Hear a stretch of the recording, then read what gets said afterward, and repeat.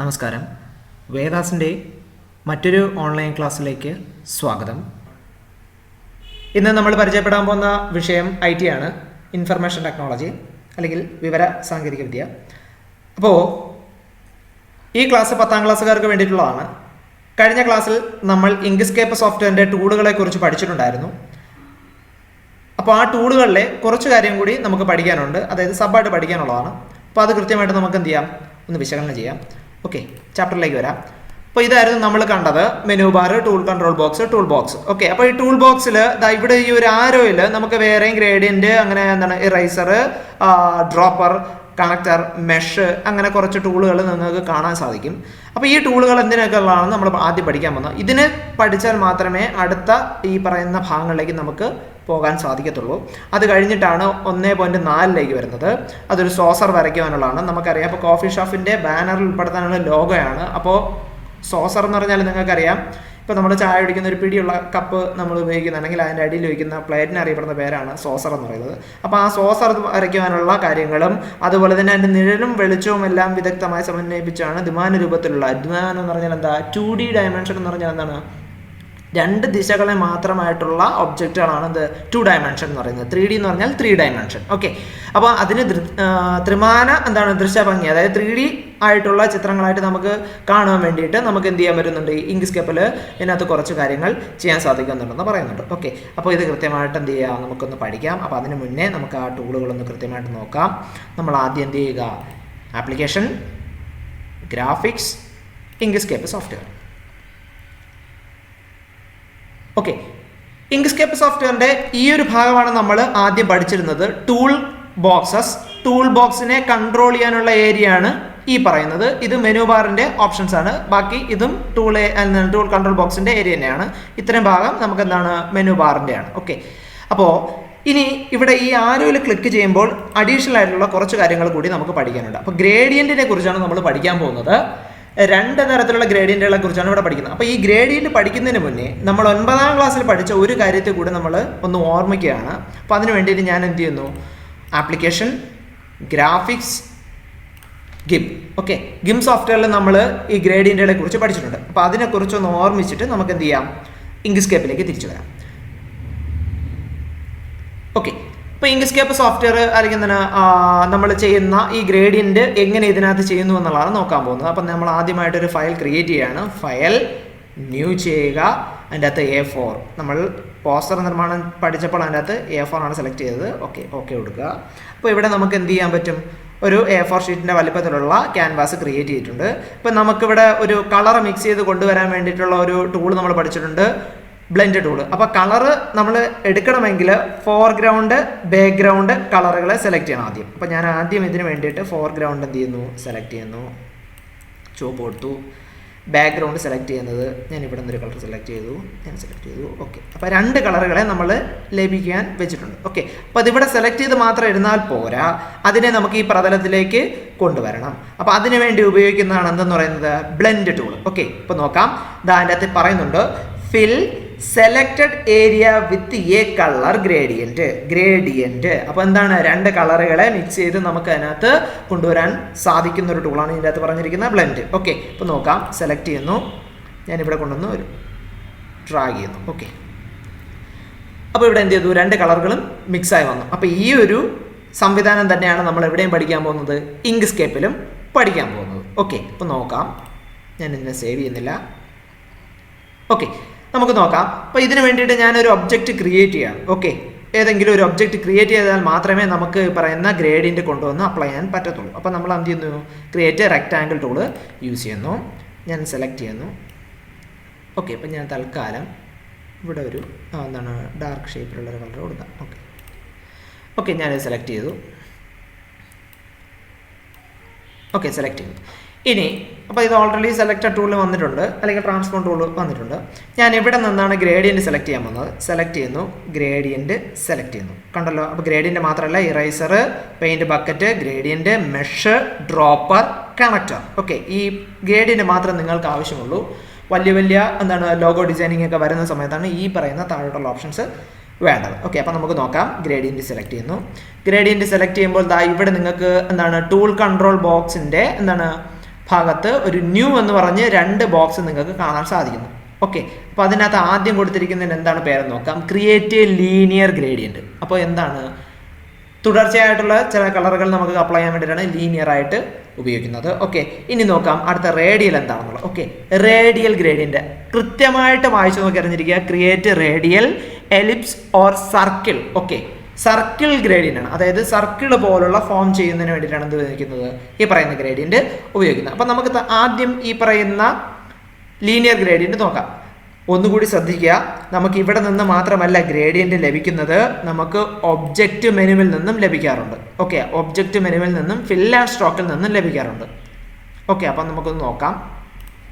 ഞാനിപ്പോൾ തൽക്കാലം gradient select ചെയ്യുന്നു, ഗ്രേഡിയൻറ്റ് ഇവിടെ എടുക്കുന്നു. ഓക്കെ, ഞാൻ എന്ത് ചെയ്യുന്നു, ഡബിൾ ക്ലിക്ക് കൊടുക്കുന്നു. ഞാൻ ഇത് ട്രാൻസ്ഫോം ടൂൾ വെച്ചിട്ട് ഒന്നുകൂടി സെലക്ട് ചെയ്ത ഒബ്ജക്റ്റിനെ, എന്നിട്ട് ഒന്നുകൂടി ശ്രദ്ധിക്കാൻ വേണ്ടിയിട്ടാണ് ഇവിടെ നോക്കുക. ഗ്രേഡിയൻറ്റ് സെലക്ട് ചെയ്യുന്നതിന് മുന്നേ വരെ എൻ്റെ മൗസിൻ്റെ കേഴ്സർ ഇങ്ങനെ തന്നെയാണ് നിൽക്കുന്നത്. ഞാൻ ഗ്രേഡിയൻറ്റ് സെലക്ട് ചെയ്ത് കഴിയുമ്പോൾ ആ കേഴ്സർ ചേഞ്ച് ചെയ്തു, അത് എന്തിലേക്ക് മാറി, ഗ്രേഡിയൻറ്റിലേക്ക് മാറി, ലീനിയർ ഗ്രേഡിയൻറ്റിലേക്ക് മാറി. കണ്ടല്ലോ. ഇനി ഞാൻ ഈ പറയുന്ന ലീനിയർ ഗ്രേഡിയൻ്റെ പോയിന്റ് കൊണ്ടുവന്ന് മധ്യത്ത് വെച്ച് ഞാൻ ഡബിൾ ക്ലിക്ക് കൊടുക്കുകയാണ്. കണ്ടല്ലോ.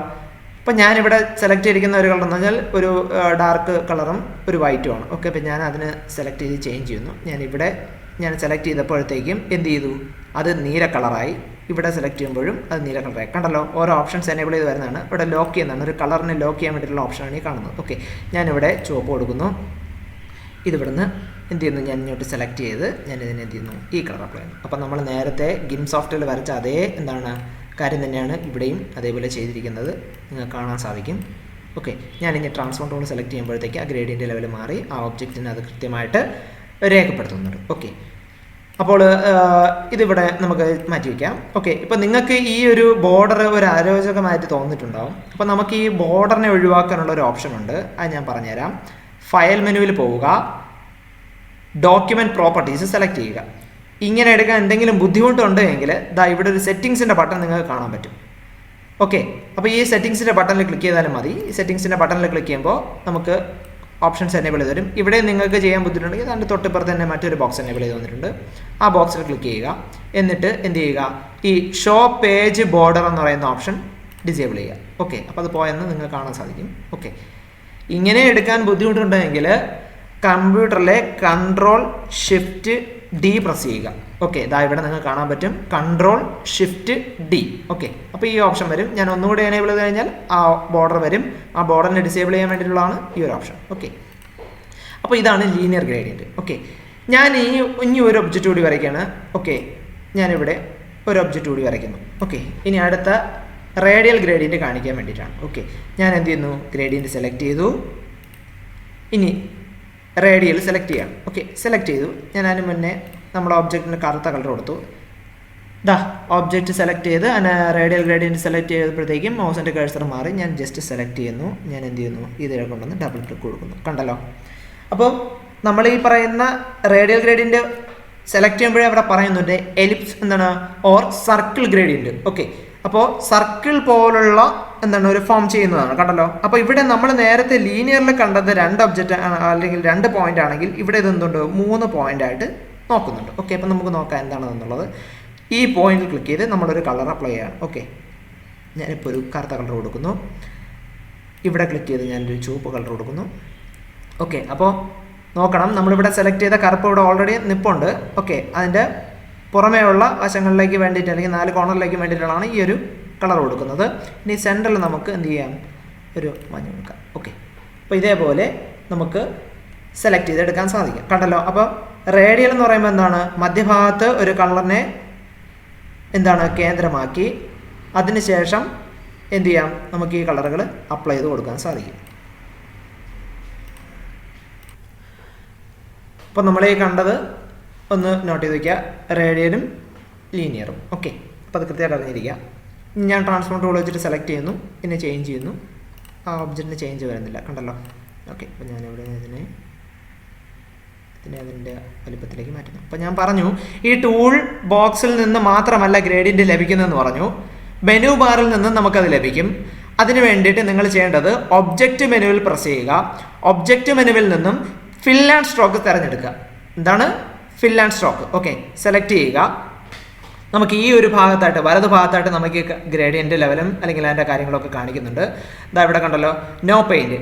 ഞാനിപ്പോൾ ഈ ഒബ്ജക്റ്റിന് ഒരു കളറും കൊടുക്കേണ്ടതെങ്കിൽ ഞാൻ ഈ ഒരു ഇൻറ്റു മാർക്ക് പ്രസ് ചെയ്താൽ മതി. ഇതേ ഫംഗ്ഷൻ തന്നെയാണ് ഈ കളർ പാലറ്റിൽ ഇവിടെയും ഉള്ളത്. ഓക്കെ, അപ്പോൾ അത് കൃത്യമായിട്ട് അറിഞ്ഞിരിക്കുക. ഈ ഇൻറ്റു നോ കളർ എന്നുള്ളത് അല്ലെങ്കിൽ നോ പെയിൻറ്റ് എന്നുള്ളത്. ഓക്കെ, ഞാൻ ഇവിടെ ഒരു കളർ കൊടുത്താൽ അത് നമ്മൾ ആദ്യം കൊടുത്ത കളർ തന്നെയായിരിക്കും വരുന്നത്. അതായത് എന്ത് തന്നെയാണ്, ഫ്ലാറ്റ് കളറ്. അടുത്തതാണ് ശ്രദ്ധിക്കേണ്ടത്, ലീനിയർ ഗ്രേഡിയൻറ്റ്. ഇവിടെയാണ് ലീനിയർ ഗ്രേഡിയൻ്റ് ഉള്ളത്. കണ്ടല്ലോ, അപ്പം നമുക്ക് ഇവിടെ സെലക്ട് ചെയ്ത ഈ ഗ്രേഡിയൻ്റ് കളറുകൾ തന്നെ നമുക്ക് ഇവിടെ വേണമെങ്കിൽ ജസ്റ്റ് ക്ലിക്ക് ചെയ്താൽ ആ ഗ്രേഡിയൻ്റ് അവിടെ വരുന്നതാണ്. കണ്ടല്ലോ, പക്ഷെ അത് ലീനിയർ ആയിട്ടേ വരത്തുള്ളൂ. രണ്ട് സ്ഥലത്ത് മാത്രമേ ഉള്ളൂ, സെൻറ്ററായിട്ട് വരുന്നില്ല. കണ്ടോ, നമ്മളിവിടെ സെലക്ട് ചെയ്ത റെഡും ഈ പറയുന്ന ബ്ലാക്കും കുറച്ച് കാണാം. അത് നിങ്ങൾക്ക് കുറച്ചുകൂടി സൂക്ഷ്മമായിട്ട് നോക്കിയാലേ അറിയത്തുള്ളൂ. ബ്ലാക്കും ഉണ്ട്, അതുപോലെ തന്നെ യെല്ലോ ഉണ്ട്. അപ്പോൾ ആ ഒരു പോയിന്റ് തന്നെയാണ് ഇവിടെയും വന്നിരിക്കുന്നത്. ഇനി റേഡിയൽ. ഓക്കെ, അപ്പോൾ റേഡിയൽ ഓൾറെഡി വന്നിട്ടുണ്ട്. ഓക്കെ, ഇനി ഇതെന്ന് പറയുന്നത് നിങ്ങൾക്ക് ഇത് ആവശ്യമില്ല, മെഷാണ്, മെഷിൻ്റെ ആവശ്യമില്ല. അടുത്തതെന്ന് പറയുന്നത് പാറ്റേൺ ആണ്, പാറ്റേൺ കളറിൽ വേണ്ടിയിട്ടുള്ളത്. അപ്പോൾ ഇതെല്ലാം നമുക്ക് നോക്കാം. ഇവിടെ ഈ ഇതിൻ്റെ ഒരു ഉപയോഗം കൂടെ പറഞ്ഞില്ല. മെഷിൻ്റെ ഉപയോഗം എന്ന് പറഞ്ഞാൽ നമുക്ക് ഒന്നിലധികം എന്ന് വെച്ചാൽ ഒരുപാട് നമുക്ക് ഗ്രേഡിയൻ്റ് ലഭ്യമാണ്. ഞാനിവിടെ ഓരോ കളർ കൊടുക്കുകയാണ്.